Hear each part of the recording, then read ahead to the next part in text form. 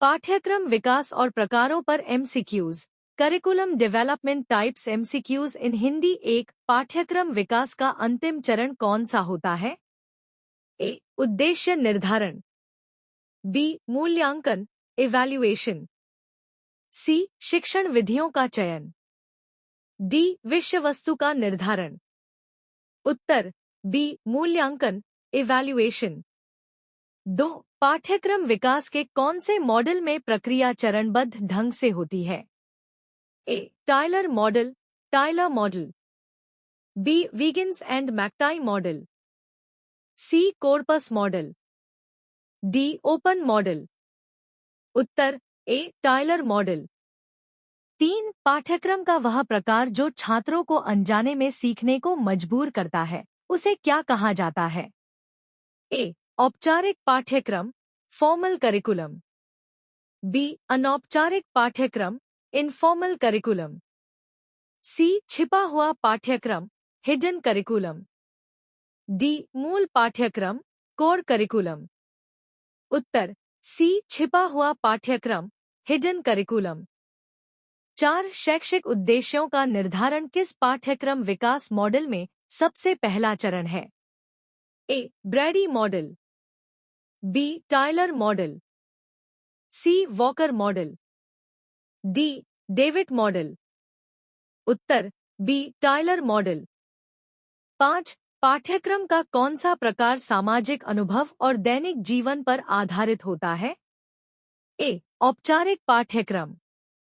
B, सहपाठ्यक्रम को-करिक्युलर। सी, अनुभवात्मक पाठ्यक्रम experiential curriculum. D, मूल पाठ्यक्रम। उत्तर सी, अनुभवात्मक पाठ्यक्रम।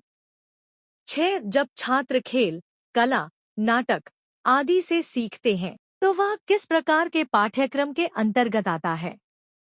ए, छिपा हुआ पाठ्यक्रम। B, सहपाठ्यक्रम को-करिक्युलर activities. सी, औपचारिक पाठ्यक्रम। डी, अकादमिक पाठ्यक्रम। उत्तर बी, सहपाठ्यक्रम को-करिक्युलर एक्टिविटीज। 7. पाठ्यक्रम विकास में फीडबैक की भूमिका होती है। ए, पाठ्यक्रम को हटाने में। बी, पाठ्यक्रम के सुधार में। सी, केवल शिक्षकों के प्रशिक्षण में।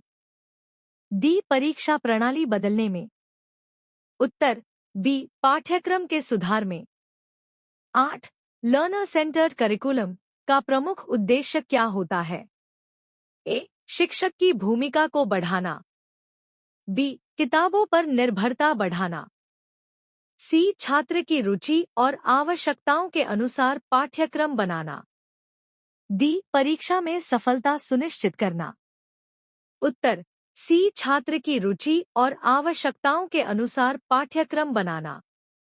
9. पाठ्यक्रम के प्रकारों में नल करिकुलम का तात्पर्य है? ए, विद्यालय में पढ़ाया गया पाठ्यक्रम।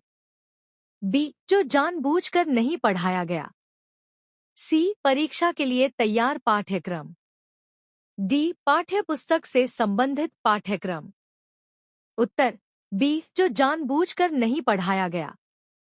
10. पाठ्यक्रम निर्माण में फॉर्मेटिव मूल्यांकन का उद्देश्य होता है। ए, पाठ्यक्रम को रद्द करना। बी, पाठ्यक्रम लागू होने के बाद उसके प्रभाव का अध्ययन।